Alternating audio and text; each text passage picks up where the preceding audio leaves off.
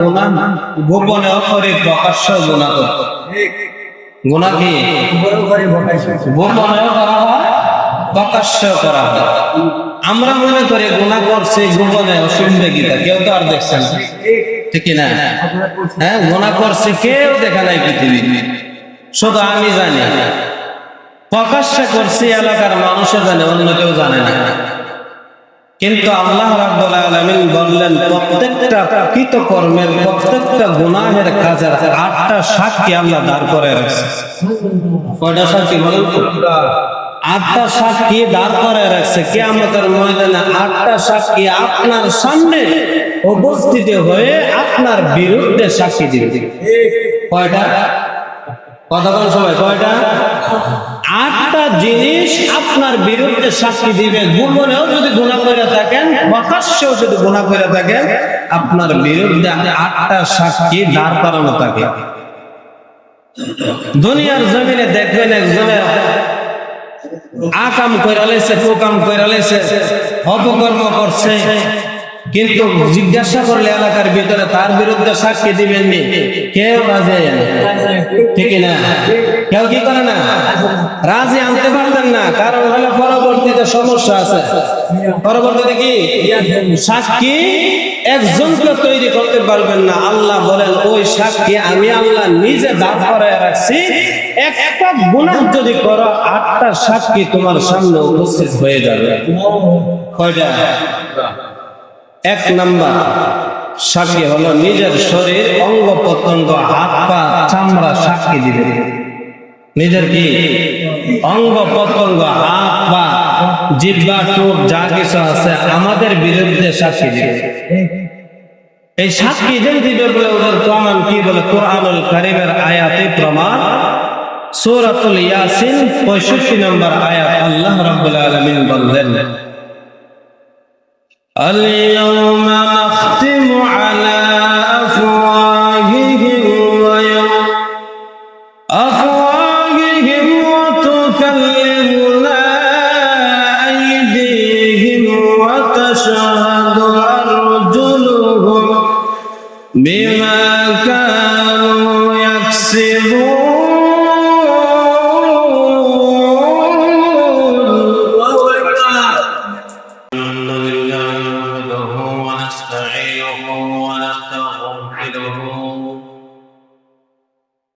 ونؤمن به ونتوكل عليه ونعوذ بالله من شرور أنفسنا ومن سيئات أعمالنا. من يهده الله فلا مضل له ومن يضلله فلا هادي له. وأشهد أن لا إله إلا الله وحده لا شريك له.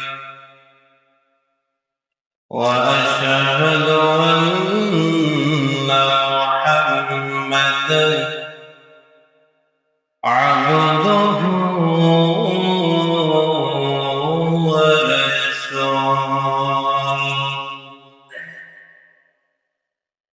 الذي أرسله بالحق بشيرا ونذيرا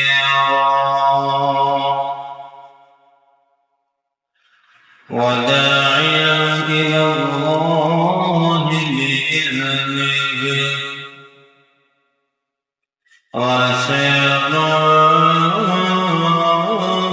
وسراجا منيرا. أما بعد فقد قال الله تعالى في كلامه المجيد وفي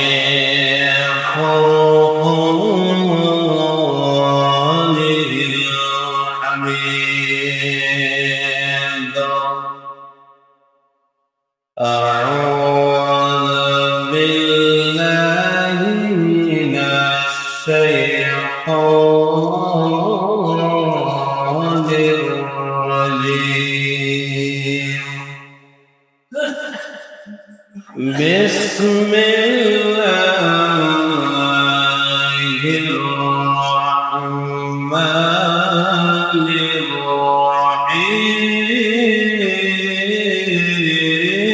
الرحيم قل يا عبادي الذين أسرفوا على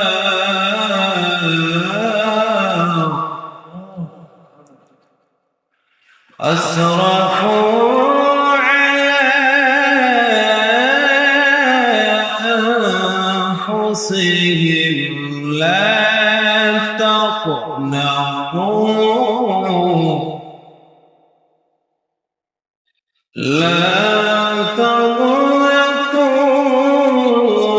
من رحمة الله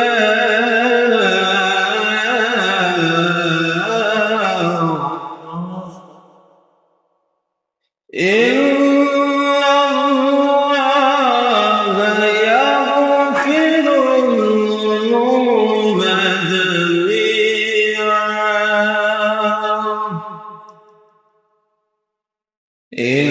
إنه هو الغفور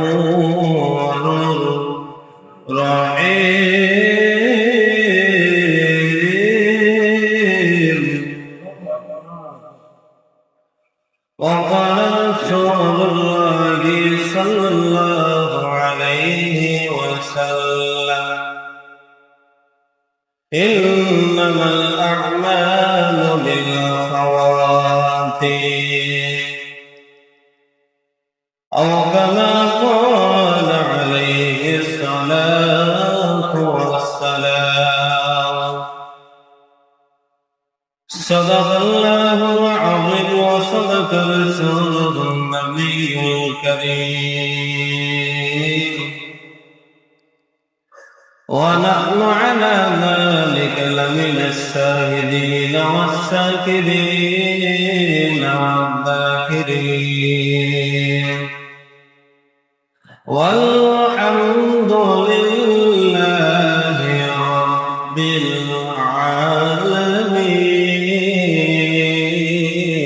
العالمين إن الله وملائكته يصلون على النبي يا أيها الذين آمنوا صلوا عليه وسلموا تسليما اللهم صل على محمد وعلى آل محمد كما صليت على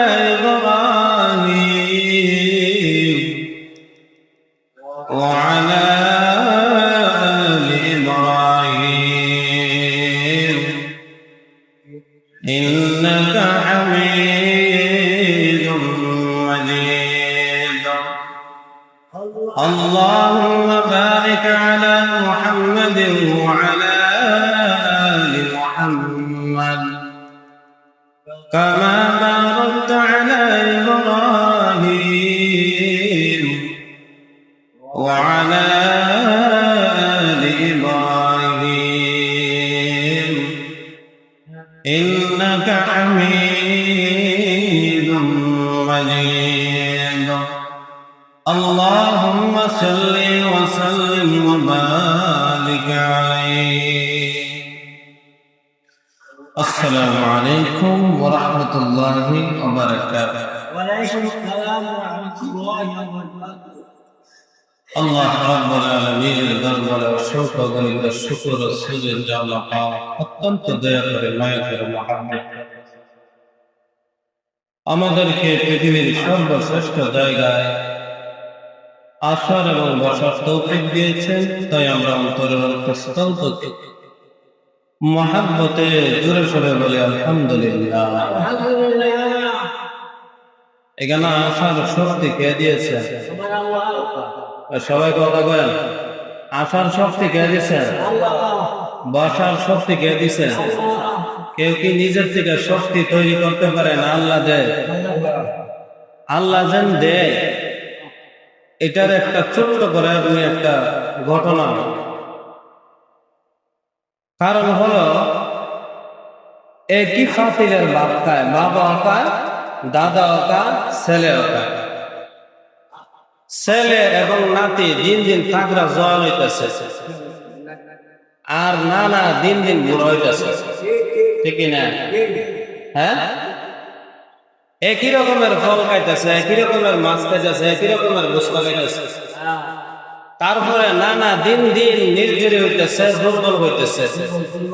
আর ছেলের দিকে তাকালে দিন দিন শক্তিশালী হইতেছে। আল্লাহ বলেন খাবারের মধ্যে সবকিছু না, আমি আল্লাহ সময় সীমার মধ্যে সবকিছু নির্ধারিত করে রেখেছি, ঠিক না? সময় সীমার মধ্যে 25 বছরের যুবকের শরীরে যে শক্তি 50 বছরের বৃদ্ধর শরীরে এই শক্তি আছে, কারণ আল্লাহ একটা সময় নির্ধারিত করে দিয়েছে। তাহলে আল্লাহ বলেন আমি যখন যাকে যা কিছু প্রয়োজন আমি তখন তাকে দিয়ে থাকি। তাহলে আমি কোরআনুল কারীমের একটি আয়াত তেলাওয়াত করেছি। কোরআনুল কারীমের 39 নম্বর সূরা সূরাতুল জুমআহ আয়াত নম্বর 53।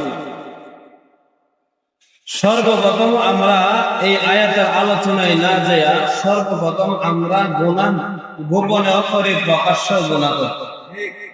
গুনাহ কি গোপনেও করা হয়, প্রকাশ্যেও করা হয়।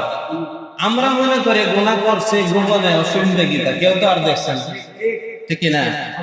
হ্যাঁ, গুনাহ করছে কেউ দেখে নাই পৃথিবী, শুধু আমি জানি। প্রকাশ্যে করছি এলাকার মানুষও জানে, অন্য কেউ জানে না। কিন্তু আল্লাহ রাব্বুল আলামিন বললেন প্রত্যেকটা কৃতকর্মের, প্রত্যেকটা গুনাহের কাজের 8টা সাক্ষী আল্লাহ দাঁড় করে রাখছে। কয়টা সাক্ষী বলেন তো? 8টা সাক্ষী দাঁড় করে রাখছে কিয়ামতের ময়দানে। 8টা সাক্ষী আপনার সামনে উপস্থিত হয়ে আপনার বিরুদ্ধে সাক্ষী দিবে। কয়টা? কথা বলেন সবাই, কয়টা? 8টা জিনিস আপনার বিরুদ্ধে সাক্ষী দিবে। গোপনেও যদি গুনাহ করে থাকেন, প্রকাশ্যেও যদি গুনাহ করে থাকেন, আপনার বিরুদ্ধে 8টা সাক্ষী দাঁড় করানো থাকে। দুনিয়ার জমিনে দেখবেন একজনের আকাম কইরা লাইছে, কুকাম কইরা লাইছে, অপকর্ম করছে, কিন্তু জিজ্ঞাসা করলে এলাকার ভিতরে তার বিরুদ্ধে সাক্ষী দিবেন নি, কেউ রাজি হয় না, ঠিক না? কেউ কি করে না? রাজি আনতে পারতেন না। কারণ হলে পরবর্তীতে সমস্যা আছে। পরবর্তীতে কি? সাক্ষী একজনকে তৈরি করতে পারবেন না। আল্লাহ বলেন ওই সাক্ষী আমি আল্লাহ নিজে দাঁড় করায় রাখছি। একটা গুনাহ যদি করো 8টা সাক্ষী তোমার সামনে উপস্থিত হয়ে যাবে। কয়টা? 1 নাম্বার সাক্ষী হলো নিজের শরীর, অঙ্গ প্রত্যঙ্গ, হাত পা, চামড়া সাক্ষী দিবে। নিজের কি? অঙ্গ প্রত্যঙ্গ, হাত পা, জিহ্বা, ঠোঁট যা কিছু আছে আমাদের বিরুদ্ধে সাক্ষী দিবে। এই সাক্ষী যে দিবে বলে ওদের প্রমাণ কি? বলে কোরআনুল কারীমের আয়াতে প্রমাণ। সূরাতুল ইয়াসিন 65 নম্বর আয়াত আল্লাহ রাব্বুল আলামিন বলেন اليوم نختم على أفواههم وتكلمنا أيديهم وتشهد أرجلهم بما كانوا يكسبون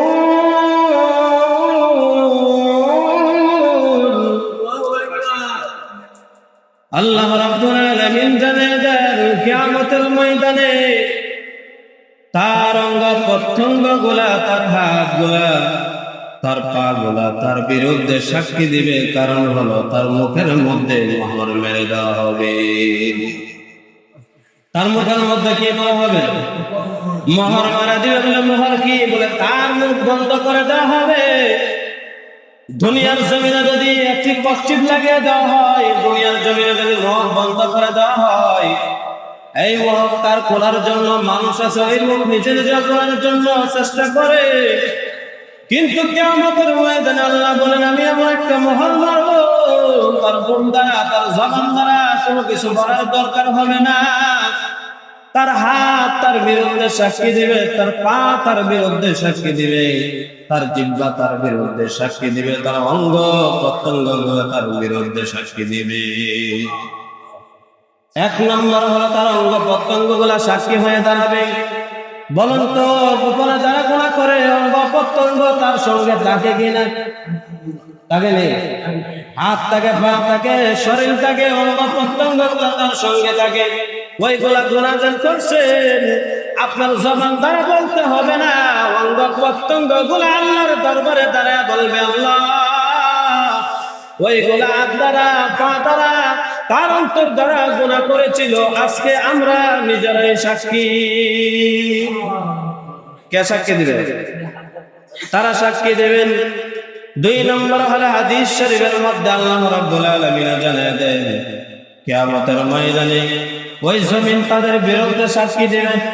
জমিন কি কথা কেন? জমিন তাদের বিরুদ্ধে সাক্ষী দিবে। বলে বিরুদ্ধে জমিন কিভাবে সাক্ষী দিবে? বলে যে জায়গার মধ্যে দাঁড়ায় গুনাহ করছে, পয়সা গুনাহ করছে, যে জায়গার মধ্যে দাঁড়ায় গুনাহ করছে, ওই জায়গা কিয়ামতের ময়দানে তার বিরুদ্ধে সাক্ষী দিবে। আল্লাহ রাব্বুল আলামিন সূরাতুল জিলজালের 4 থেকে 5 নম্বর আয়াতের মধ্যে জানায় দিলেন, ইয়াউমা ইযি তুহাদ্দিসু আখবারাহা। ওই জমিন ওই দিন আল্লাহ রাব্বুল আলামিনের সামনে দাঁড়ায় বলবে, ওই ব্যক্তিটা আমার উপরে দাঁড়ায় তারা গুনাহ করতো। বলে আমরা বলি জমিন কিভাবে সে সাক্ষী দিবে? বলে জমিন এই কারণে সাক্ষী দিবে, কারণ হলো তার রব, তার পালন কর্তা আল্লাহর দরবারে তারে নির্দেশ দিবেন এবং আদেশ করবেন, তোমরা তার বিরুদ্ধে সাক্ষী দিয়ে দাও। ওই দিন তাদের জবান কথা বলবে না, মাটি কথা বলবে, যে মাটির উপরে দাঁড়ায় গুনাহের কাজ করেছি। আল্লাহ রাব্বুল আলামিন তখন আরেক আয়াতের মধ্যে জানিয়ে দেন, আল্লাহ রাব্বুল আলামিন বললেন, তারা যখন তাদের জাহান্নামের দিকে পৌঁছবে, জাহান্নামের দিকে চলে যাবে, তখন তার শরীরের মধ্যে তার চামড়া আছে, তার ত্বক আছে, তার শরীরের অঙ্গ প্রত্যঙ্গের ভিতরে যা কিছু আছে, জাহান্নামের কাছাকাছি যাওয়ার পরে ওই ব্যক্তিকে আবার ওই গোলা সাক্ষী দাঁড় করাইয়া দিবে। কি দিবে? সাক্ষী দিতে থাকবেন। জাহান্নামের একবারে কাছাকাছি যাওয়ার পরেও তারা সাক্ষী দিবে। সাক্ষী দেওয়ার কারণে ওই ব্যক্তিটা অহংকারে বলবে, আল্লাহ আজকে সাক্ষী আমি মনে করেছিলাম পৃথিবীর কেউ দেখে নাই, কেউ জানে নাই, কিন্তু আজকে এক এক করে সাক্ষী যখন দেওয়া শুরু করবে, বান্দা বলবে, আল্লাহ ওই সাক্ষী গোলা কোথায় থেকে আসলো? তখন বলতে থাকবে আর চিৎকার করতে থাকবে। 3 নম্বর আল্লাহ রাব্বুল আলামিন কোরআনুল কারীমের মধ্যে জানিয়ে দিলেন, কোরআনের দলিল হলো অপরাধ সংগঠিত হওয়ার স্থান পৃথিবীর মাটি, জায়গা, যা কিছু কাঠের মধ্যে গুনাহ করেন না কেন, পানির মধ্যে গুনাহ করেন না কেন, যে কোনো জায়গার মধ্যে ওই জায়গাটা উপস্থিতি হয়ে ওই সময় আপনার বিরুদ্ধে, আমার বিরুদ্ধে সাক্ষী দিবে। তাহলে গুনাহ থেকে বাঁচার দরকার আছে না নাই? গুনাহ করা যাবে না। 3 নম্বর হলো আল্লাহর নবী সাল্লাল্লাহু আলাইহি ওয়াসাল্লাম বললেন, ওই বৃত্তান্ত শব্দের অর্থ হলো মাটি।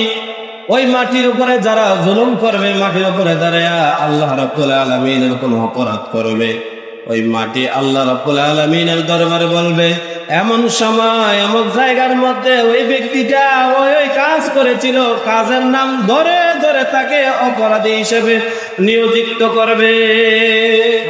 অপরাধী ধরে ধরে তার নাম ধরে ধরে ওই অপরাধটা এমন সময় এমন জায়গার মধ্যে করছে, ওইটাও সে তুলে ধরতে পারবে। সুবহানাল্লাহ। তারপরে আল্লাহ রাব্বুল আলামিন বললেন যে মানুষগুলা, 3 নম্বর হলো লেখক নামক ফেরেশতা 2 কাদের মধ্যে আছে না নাই? আমরা কি বলি? কিরামান কাতিবিন, 2 জন ফেরেশতা ওই দুজন ফেরেশতা কিয়ামতের ময়দানে আল্লাহ রাব্বুল আলামিনের দরবারে যখন বলবে, ওই ব্যক্তিটা আল্লাহ রাব্বুল আলামিনকে বলবে, আমরা এমন এমন গুনাহ করেছি, কিন্তু দুই কাঁধের মধ্যে একটা ডান কাঁধে একটা বাম কাঁধে, ডান কাঁধেরটা নেকি লেগে বাম কাঁধেরটা বদি লেগে ওই ফেরেশতাগুলো যখন সাক্ষী দিবে অমুক জায়গার মধ্যে গুনাহ করছে, তখন সে অপমাম্ব হয়ে যাবে, আল্লাহ ওইগুলা তো আমরা দুনিয়ার জমিনে বিশ্বাস করতাম না। আছে না নাই? বিশ্বাস না করার কারণে গুনাহের মধ্যে লিপ্ত হয়। ওই ফেরেশতাগুলো যখন বলবে, নিখুঁতভাবে এমন সুন্দরভাবে লেখা হয়েছে যে লেখার মধ্যে কোনো চুল পরিমাণ বিন্দু পরিমাণ কোনো ভুল নাই, কোন ধরনের কি নাই, ভুল নাই। মানুষের লেখার মধ্যে ভুল থাকতে পারে, এক অক্ষরের জায়গা অন্য অক্ষর বসতে পারে, একটা অক্ষরের জায়গা অন্য অক্ষর বসতে পারে, কিন্তু যে ফেরেশতাগুলো আল্লাহর আদেশের মধ্যে আমাদের কাদের মধ্যে বসে দিয়েছে, এই ভুলার কোনো ভুল থাকতেও পারে না। সুবহানাল্লাহ। আল্লাহ রাব্বুল আলামিন বললেন, প্রত্যেক ব্যক্তিকে উপস্থিত করা হবে ওই জায়গার মধ্যে, আর বলা হবে ওয়াজাআত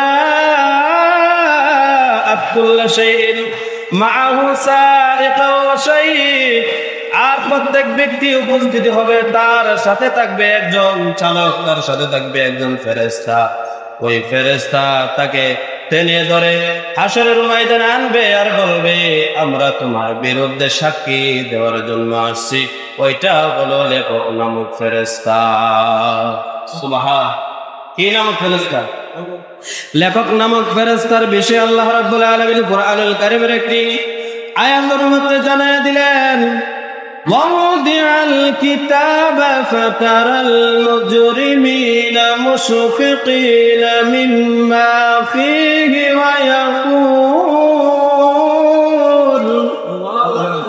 ويقولون يا ويلتنا ما لهذا الكتاب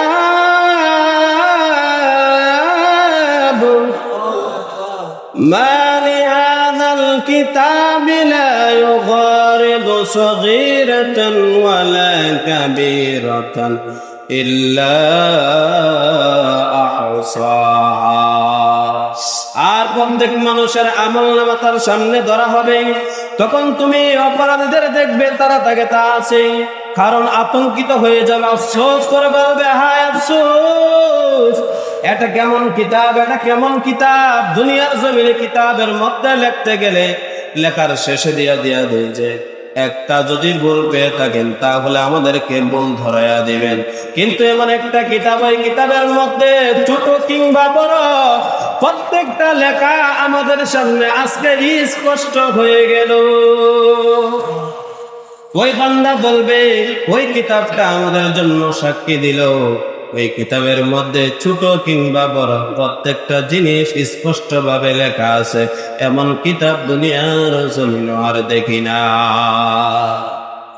যেটা পৃথিবীর মানুষও দেখে নাই এবং দেখেছে। প্রত্যেকটা জিনিস লেখা, চুল পরিমাণ বিন্দু পরিমাণ জাররা পরিমাণ ওই কিতাবের মধ্যে লেখা আছে, একটা জিনিসও কম বেশি করে নাই, প্রত্যেকটা জিনিস সুন্দর ভাবে লেখা আছে। সুবহান। তারপরে আল্লাহ রাব্বুল আলামিন জানিয়ে দিলেন, সময় ও রাত আপনার আমার বিরুদ্ধে সাক্ষী দিবে। যখন রাত আসে, ওই রাত আল্লাহ রাব্বুল আলামিনকে বললেন, আপনার বান্দাদেরকে আমি ডেকে ডেকে বলি, ও বান্দারা তোমরা গুনাহ করিও না, কারণ হলো তোমরা যদি গুনাহ করো আমি রাত তোমাদের বিরুদ্ধে সাক্ষী দিব। কে বলতেছে? রাত্রি ডাক দিয়া বলতেছে, আল্লাহ আপনার বান্দাদেরকে এমন একজন ফেরেশতা দিয়া ঘোষণা করে দেন তারা যেন রাতের বেলা গুনাহ না করে। আর একজন ফেরেশতা ডাক দিয়া বলে, সময় সীমা, ওই সময়ে যেন তারা গুনাহ না করে, দিনের বেলা যেন গুনাহ না করে। আমরা তাদের সাক্ষী দিব কিয়ামতের ময়দানে। তার জন্য দিনেও গুনাহ করা যাবে না, রাতেও গুনাহ করা যাবে না, কোনো সময় গুনাহ করা যাবে না। যদি গুনাহ করি সময় এবং রাত দিন আমাদের বিরুদ্ধে সাক্ষী দিবে, ঠিক না? তাহলে দিনও গুনাহ করা যাবে না, রাতেও গুনাহ করা যাবে না, দিন রাত 24 ঘন্টায় গুনাহের কাজে জড়িত হওয়া যাবে না। আল্লাহ রাব্বুল আলামিন জানিয়ে দিলেন, তোমরা যদি গুনাহ করো, ওই গুনাহ প্রত্যেকটা গুনাহ মানুষকে পথের দিকে এবং পাপের দিকে নিয়ে যায়। প্রত্যেকটা জিনিস কি, প্রত্যেকটা গুনাহ মানুষের রিজিক কমিয়ে দেয়, রিজিকের মধ্যে আঘাত আনে। আমরা মনে করি না না, প্রতিদিন 10,000 টাকার ইনকাম হইতেছে, 5,000 টাকা ইনকাম হইতেছে। যারা গুনাহ করে একদিক দিয়া না, একদিক দিয়া সমস্যা হইতেছে, ঠিক না? একদিক দিয়া না, একদিক দিয়া সমস্যা হবে, রিজিকে বরকত হবে না, রিজিক কমে যাবে, ঘরে অশান্তি ঢুকে যাবে, সংসার শান্তি পাওয়া যাবে না, ছেলে মেয়ে কথা শুনবে না। ওই গুনাহ থেকে যদি বাঁচতে পারেন অল্পতেই সন্তুষ্ট হতে পারবেন। নবী করিম সাল্লাল্লাহু আলাইহি ওয়াসাল্লাম বলেন, কোন দিনের ভোর উদিত হয়, যখন মানুষ ঘুম থেকে উঠে, ওঠার সাথে সাথে একজন ফেরেশতা আসে, ফজরের নামাজে এসে উপস্থিত হয়। কি নামাজ? ফজরের নামাজে উপস্থিত হয়। উপস্থিত হইয়া যখন আল্লাহ রাব্বুল আলামিনের দরবারে গিয়া বলে, মাগরিবের আগ মুহূর্তে আসরের নামাজ পড়া তারা যখন চলে যায়, তখন চলে যাওয়ার পরে আল্লাহ জিজ্ঞাসা করে, তাদেরকে কোন অবস্থায় রেখে আসছো? বলে, তাদেরকে গিয়া পাইছি ফজরের নামাজে, আসার সময় আসরের নামাজে রেখে আসছি। গিয়া কোন জায়গায় পাইছে? ফজরের নামাজে পাইছে। তাহলে বলুন তো, যারা ফজরের নামাজে ছিলেন না তারা কি পাইছে? কথা গান। যারা আল্লাহর দরবারে নিজের নামটা প্রশংসনীয় করতে চান, নামটা আলোচনা করতে চান, ফজরের নামাজে উপস্থিত হতে হবে এবং আসরের নামাজে উপস্থিত হতে হবে। যারা ফজর এবং আসরের নামাজে উপস্থিত হয়, নবী বললেন, আল্লাহর দরবারে তার নাম ধরে ধরে, তার বাবার নাম ধরে ধরে, তার দাদার নাম ধরে ধরে তার নামটা প্রশংসার কাতার মধ্যে তোলা হয়। এমনকি ফেরেশতারা আল্লাহ তাদের নাম নিয়ে ধরে ধরে প্রশংসা করে। সুবহান। তাহলে যারা ফজরের নামাজে ছিলেন না, আপনাদের নাম কি আল্লাহর দরবারে আলোচনা হয়েছে? একটা হলো আলোচনা, আর একটা হলো সমালোচনা। আলোচনা হলো ভালো জিনিস, সমালোচনা হলো খারাপ জিনিস। এখন সমাজের ভিতরে আলোচনা কম হয়, সমালোচনা সমালোচনা বেশি হয়, আলোচনা হয় না, বলতেই হয়। আলোচনা একবারে হয় না, কারণ হলো আলোচনার থেকে অনেক কিছু জানা যায়, আর সমালোচনার থেকে গুনার ভাগীদার হওয়া যায়। আলোচনা থেকে কি অনেক কিছু জানা যায়, বোঝা যায়, শেখা যায়, আর সমালোচনার থেকে জাহান্নাম ছাড়া কিছুই পাওয়া যায় না, ঠিক না? তাহলে বোঝা গেল, আল্লাহর দরবার আলোচনা যদি পেতে চান, আবার আসরের নামাজে উপস্থিত হবেন, জোহরের নামাজ বাদ দিয়ে। জোহর নামাজ বাদ দিয়ে কিসের নামাজ পড়তে হবে? জোহরে পড়তে হবে, আসরে পড়তে হবে, মাগরিবে পড়তে হবে, ইশাও পড়তে হবে। বলে হুজুরে শুধু 2 ওয়াক্ত বলছে, বলে 2 ওয়াক্ত বলার কারণ হলো এই 2 ওয়াক্ত নামাজে ফেরেশতারা অদল বদল হয়। আবার আসরের সময় আরেক দল আসে, আসার পরে আবার ফজরের সময় চলে যায়। আল্লাহ রাব্বুল আলামিন ফেরেশতাকে জিজ্ঞাসা করে, ফেরেশতা আমার বান্দাদেরকে কোন অবস্থায় রেখে আসছো? কোন অবস্থায় আছে? বলে, তাদেরকে আসরের নামাজে গিয়া পাইছি, এমনকি ফজরের নামাজে রেখে আসছি। নামাজে উপস্থিত হইলে পাওয়া যাবে না, না উপস্থিত হইলে তাইলে ফজরের নামাজ আমরা 4-5 জনে পড়ে গেলি কে কথা গান। ফজরের নামাজে মাত্র বেশি 6 জন উপস্থিত হয়েছে। কয়জন? 6 জন। আর বাকিরা কইছিলেন। মুসলমান তো নামে মুসলমান হলে চলবে না, কামেও দেখাইতে হবে। একটা বিষয় মনে রাখবেন, বাংলাদেশের ভিতরে অন্য অন্য দেশের খেলা নিয়ে বাংলাদেশের ভিতরে লাফালাফি বেশি, ফালাফালি বেশি। কারণ হলো, এক বৃদ্ধ দেখলাম 60 বছর থেকে 70 বছর হবে, তার 700 অথবা 800 জায়গা বিক্রি কইরা 7 কিলোমিটার পর্যন্ত পতাকা টাঙ্গাইছে। দেখছেন না আপনারা? কয় কিলোমিটার? এই ঘোড়া মরার চিন্তা করে না। যদি মরার চিন্তা করতো, তাহলে এই টাকাটা মসজিদে দিলে কিয়ামত পর্যন্ত সওয়াব পাওয়া যাইত। সে যদি মারা যায়, ওদের দলে মারা যাবে। সে নাস্তিক হইয়া, ইহুদি হইয়া, খ্রিস্টান হইয়া মারা যাবে। কারণ হলো এটা মুসলমানের দলের না, এটা হলো কাফেরের দলের। কিসের দলের? কাফেরের দলের আরেক বিয়াদব। যারা মনে করেন বিশ্বকাপের দিকে এগিয়ে যাচ্ছে, বিশ্বকাপ খেলা দেখে, এটা বিশ্বকাপ না, এটার নাম হলো বিশ্বপাপ। বিশ্ব কি? বিশ্বপাপ মানে বিশ্ব গুনাহ। এটার উপরে আর কোনো, বর্তমানে এটার উপরে আর কোনো গুনাহ নাই। কারণ হলো এক ব্যক্তি দেখলাম আর্জেন্টিনা ছেড়ে ব্রাজিলও যোগ দিছে 60 মন দুধ দিয়া গোসল দিয়া আসলে এটি পাগল। আমার মনে হয় যে পাগলা গারদের দারোয়ানের সকল দোষ, কারণ হলো তাদেরকে ঠিকঠাক মতো দেখে রাখছে না, কি ঠিক না? এই কারণেই বাংলাদেশে আজাবার বদল বেশি হয়। কারণ হলো ইহুদিদেরকে আমরা সাপোর্ট করি, ইহুদিদেরকে আমরা সব সময় তাদেরকে সাপোর্ট করি, তাদের দলভুক্ত হয়ে যায়। বিশ্বকাপ যদি মুসলমান হয়ে থাকে, বিশ্বকাপের জার্সি তাদের গায়ে দিবে না। বিশ্বকাপের কি জার্সি আছে না নাই? আর্জেন্টিনা ব্রাজিল পতাকা, এক ব্যক্তি দেখলাম তার বাড়ির থেকে তার শ্বশুর বাড়ি পর্যন্ত পতাকা লাগাইছে, তার বাড়ির থেকে তার শ্বশুর বাড়ি পর্যন্ত। এটির মাথার যেন কি আল্লাহ ছাড়া আর কেউ জানে। ঢাকা শহরে দেখলাম বিভিন্ন জায়গায় গেট লাগাইছে। কি লাগাইছে? এই গেট দেখে মনে হয় তার মার বুঝি বিয়া। কার বিয়া? তার মার বিয়া। নাইলে গেট লাগাইছে গেলে গিয়া ইহুদিদের এটার মধ্যে হ্যাঁ গেট লাগাইতে গেলে গিয়া, হ্যাঁ ব্যানার লাগাইতে গেলে গিয়া, হ্যাঁ পোস্টার লাগাইতে গেলে গা, হ্যাঁ তো একটা পরিচয় আছে সে মুসলমান। তার কি আছে? পরিচয় আছে। পরিচয় দিতেছে যে না আমরা মুসলমান না, যদিও মুসলমান হয়ে থাকি আমরা তলে তলে হাত লাগাইছি কি ইহুদি খ্রিস্টানদের দিকে, কিন্তু মুসলমান কখনো তাদেরকে সাপোর্ট করতে পারে না। ব্রাজিলের গেঞ্জি, আর্জেন্টিনার গেঞ্জি যারা পড়ছে তারা কুফরি করছে, আমার থেকে দলিল নেই। কারণ এটার ভিতরে আপনার বিভিন্ন ধরনের দেব দেবীর ছবিও ছোট্ট করে দেওয়া আছে। কি আছে? দেব দেবীর ছবি কিছু কিছু আঙ্গিতে অনুষ্ঠানে বিভিন্ন উলামায়ে কেরাম বলছে এটা কুফরি একটা গেঞ্জি, যারা পরবে এটা তারা যেন কুফরির মধ্যে যুক্ত হয়ে গেল। গেঞ্জি আসেনি মুসলমানের বাড়িতে। আর এক যুবক দেখছি 16 বছর বয়স, সে আম গাছ গিয়া আম গাছ নিয়ে কি লাগাইছে? পতাকা লাগাইতেছে। কারেন্টে শর্ট লাগাই এখানে বেড়ালিছে। এজার নাতি পতাকা না, এজার নাতি ডাইরেক্ট জান্নাত ঢুকে গেছে গা। হ্যাঁ, ইহুদিদেরকে সাপোর্ট করে যদি মসজিদ মাদ্রাসার জন্য, দিনের জন্য, ইসলামের জন্য কাউকে বলা হয় যে আসো ইসলামের দিকে আসো, তাবলিগের দিকে 10 দিনের সময় দেয়, এই দিকে সময় নাই, কিন্তু খেলার মধ্যে 20 দিন কাটাই এলা আছে না নাই? রাত 3টার সময় গিয়ে খেলা দেখে, রাত 2টার সময় গিয়ে খেলা দেখে। জিজ্ঞাসা করবেন তাদেরকে দিন কি তাহাজ্জুদের নামাজ পড়ছেনি? যদি জিজ্ঞাসা করা হয় কিসের নামাজ? তাহাজ্জুদের নামাজ। হুজুর তাহাজ্জুদের নামাজ পড়তাম, ফরজ হতে করি না, আবার তাহাজ্জুদ গুলো করতাম। হ্যাঁ, যুবকরা ততক্ষণ পর্যন্ত ঠিক হবে না যতক্ষণ পর্যন্ত সে ইচ্ছা শক্তি করে যে আমার দ্বারা কিছু হবে, আমার দ্বারা ইবাদত করা হবে। এমন কিছু যুবক আছে গত শুক্রবার আইছিল আর আজকে আইছে, আছে না না? গত কিবার আইছিল? শুক্রবারে আসছিল আর এই শুক্রবারে আইছে। এরা নিয়ম কিটা? তাদের নিয়ত কি একটু জিজ্ঞাসা করেন। শুধু যুবক না, বৃদ্ধরাও আছেন। অনেক যুবকরা মনে করে যে বৃদ্ধ দাড়ি সাদা হইলে বুঝি 5 ওয়াক্ত নামাজ পড়ার লাগে।